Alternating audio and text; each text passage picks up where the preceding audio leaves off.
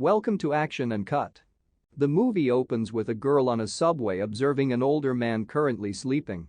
She keeps looking at him through the reflection like she's stalking him. The older man wakes up and drops his newspaper on the ground. He gets up to get off at that station and accidentally bumps into a woman, making her shopping bags fall to the ground. She nags about it, but the older man lets it slide. The train stops at Yeoksam station, the older man walks out, and the girl keeps following him from a distance. He calls someone on a payphone and writes someone on a phone book before ripping one of the pages and leaving to eat at a restaurant. She keeps following him, and he catches her. He approaches her and asks if she's her friend's sister. He asks her why she has followed him a lot lately, and he then stops her from going by saying that he reduces her points. It turns out he's from Detective Hwang from the Special Crimes Unit. He starts to ask her about the details of his activities today.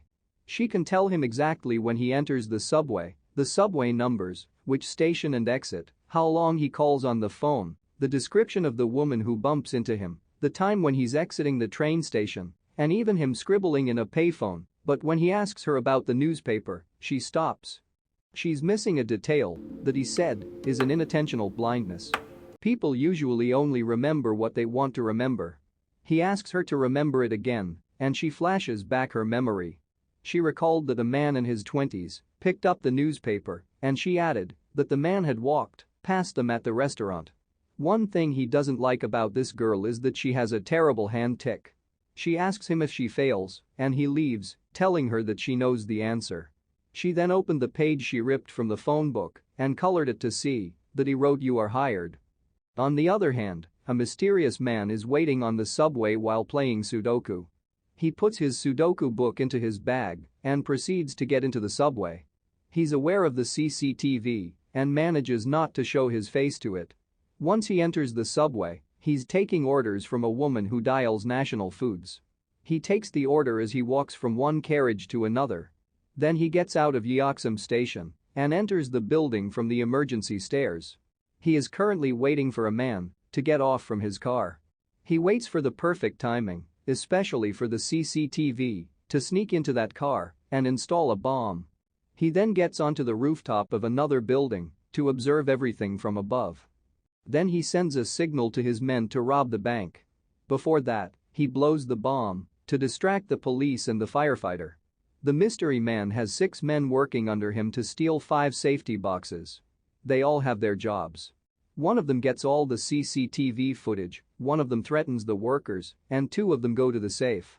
While robbing the safety boxes, one of the men gets greedy and tries to take some cash from the safe. Another man drags him out because they're already past the time to escape. After robbing it, they have to run, but the bank rings their alarm to alert the police. The police start to chase down the robbers, but the mystery man calls another backup to stop the police. The backup gets into a truck and stops the truck in the middle of the road after the robbers pass the road. The truck drivers run away. At night, the robbers meet the mystery man, and he tortures the person who tried to take the cash, ultimately showing his power that you can't mess with him at all. The mystery man then brings the things that he robbed to his boss. His boss works for a bigger person behind the scene that the mystery man doesn't know. The boss then asks him to do another job, hoping he finishes it more cleanly. Detective Hwang sees the CCTV footage, especially when the truck stops the police cars. No trace, no evidence. It's a perfectly executed plan.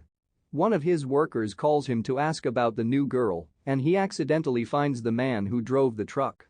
He checks other CCTV and gives him the nickname Hippo. The team immediately gets him on additional CCTV. One of the workers gets his face from the CCTV in a convenience store. The girl goes to work and meets Detective Hwang. He asks her to follow him to the lead director's office.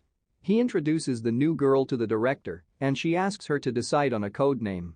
She tells her that her code name is Reindeer. She immediately enters the Special Crime Unit team to find who robs the bank by finding out more about Hippo. Detective Hwang introduced her to the group by her real name, Yoon-Joo. Detective Hwang tells the team that her code name is Piglet because it's similar to reindeer in the Korean language. He introduces her to the Intel unit and the Tactical unit. Lastly, he introduces her to her new family: sloth, monkey, mole, viper, parrot, ostrich, and squirrel. She starts to work immediately. She wears an earpiece and mic to communicate with the team. She enters the car with Detective Hwang. Director Lee announces that the zoo team opens for business to chase the hippo. Detective Hwang is the leader, and he's the person who puts his members in their places to find the hippo. They start to search for him. Day and night, they look for him, but no signs of hippo. The mysterious man turns out to be living behind a national food market. He's starting to plan his next mission, and we can see that he's good at finding blind spots and timing everything.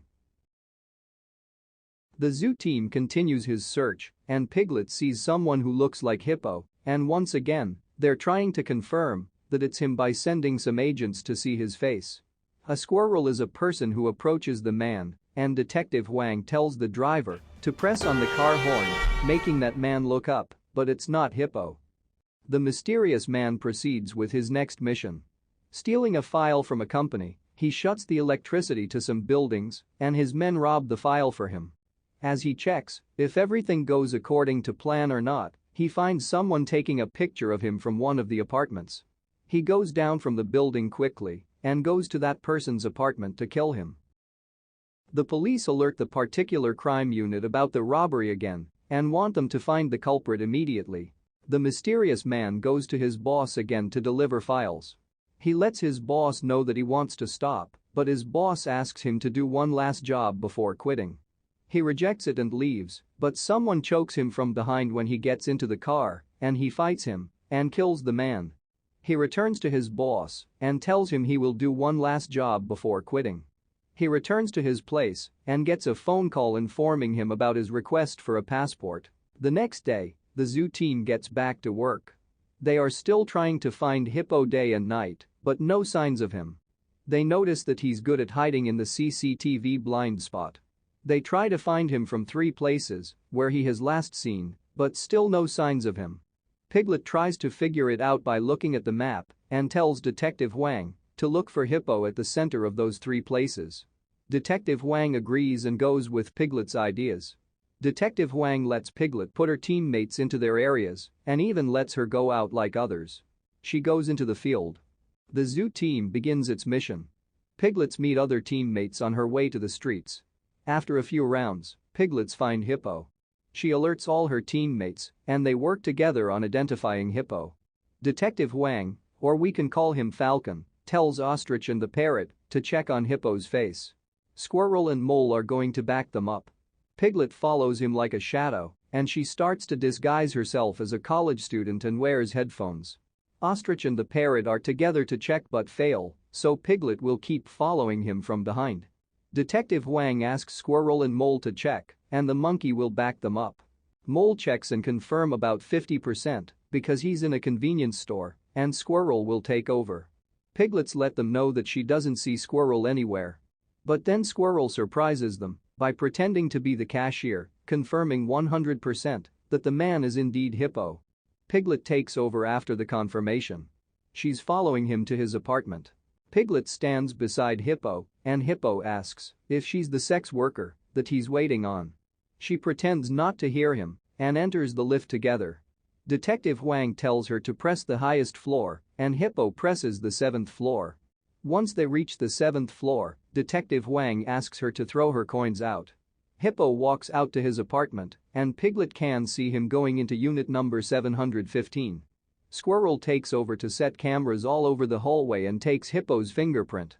The mysterious man proceeds with his next mission to plant software in a server room. The zoo team keeps watching Hippo and sees that Hippo keep having sex worker in and out of his apartment. Director Lee called Detective Hwang to see a crime scene, which was the person the mysterious man killed. Detective Hwang knows that the person got killed because he saw the mysterious man on the rooftop and took a picture of him. Back to Hippo. He never comes out of his apartment. He even asks the sex workers to throw his trash out, and Piglet takes the garbage to see if the team has any clue. Detective Hwang sees a paper and asks her to piece it all up. It's a Sudoku sheet, but all the answers are wrong. The particular unit tries to solve it and finds that it's an IP address to a stock exchange. At the same time, Hippo comes out of his apartment and takes a taxi to Seongsu. The taxi driver happens to be one of the zoo team members. Piglet and Detective Hwang follow him. Hippo is dropped right in front of a factory, and the zoo team starts to surround the area. They spy on them and listen to their plan. They see they're calling the mysterious guy, so they track the phone call to subway line 2. Detective Hwang and Piglet are going after the mysterious man they call Shadow. Detective Hwang and Piglet observe their surroundings, and Hwang sees someone suspicious. Piglet lets him know that 2 buildings have a clear view of the stock exchange tower. They both separate into 2 different buildings right away. Ostrich announces that the 6 men have passed her, meaning they're already on their way. The Shadow sees Ostrich letting the team know and calls his men to abort the mission. The police officers surround the area and make traps to prevent the culprits from running away. The Shadow goes down from the building, and Detective Hwang happens to stand by there. He's waiting for the Shadow, but the Shadow flees away. Piglet joins Detective Hwang on the search, and they track him to be under the bridge, where there are many people. They observe the people who are currently on call one by one, and Detective Hwang sees the Shadow. Piglet and Detective Hwang follow him and ask for other zoo team members to join. The police are chasing Shadow's men, and they successfully catch them, even though 2 of them died.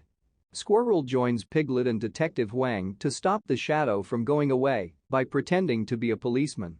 The Shadow stabs him. Piglet sees Squirrel, and she reports his situation to the director, and Detective Hwang comes to the scene. Sadly, Squirrel can't be saved, and the team gets called off.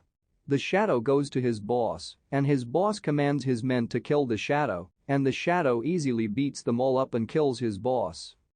Piglet is going somewhere on the subway when she suddenly has a flashback to when she follows Detective Hwang. She starts to remember that she had seen the Shadow before, and she saw what he was holding, a flyer for national food. She goes there and sees him going out of the store.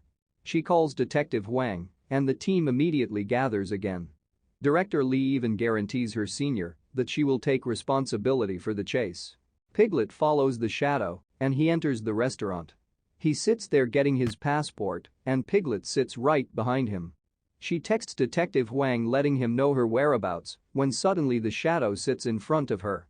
He asks her if they've met before, and she answers that he seems to have mistaken her for someone else. He's holding a knife on the table, looking at her suspiciously. Then Detective Hwang appears, sitting a few tables behind her, and the Shadow recognizes him. The Shadow then leaves, but Detective Hwang mentions how he doesn't bring his umbrella with him. Piglet notices the knife on the table is missing, so she immediately follows Detective Hwang. Detective Hwang follows the Shadow closely when suddenly the Shadow attacks him. The Shadow manages to slit the side of his neck and stab his stomach. Piglet runs towards Detective Hwang while the Shadow runs away. Detective Hwang asks her to follow the Shadow and assures her that he's okay. She follows him out, but he runs away too fast. She's so frustrated, but she doesn't want to give up. She's not going to lose another team member because of it. Suddenly she sees the Shadow again and follows him to the train station. He fakes his next move, letting Piglet think he's going to ride the train, but he's not. She manages to get out from the train before it closes. He runs into an underground tunnel, and Piglet calls Detective Hwang to let him know, but the signal is so bad that he can't even hear her. The workers give him the blueprint of the train station, and he knows immediately about the tunnel. The whole operation team is going towards the Shadow, and he has a gun pointing at Piglet. He leads her out, but Piglet steals his knife and stabs his thigh. He jumps down to the rail and tries to run away. The special unit team follows him from behind, and Detective Hwang is standing at the tunnel's exit where the Shadow is heading. At the same time, there's a train coming towards the tunnel, and Director Lee reminds him about it, but Detective Hwang ignores her. Even the Shadow stops his tracks, thinking that the train will go over them, but Detective Hwang takes this chance to shoot him multiple times until he falls to his death. They check his pulse, and none. He's gone.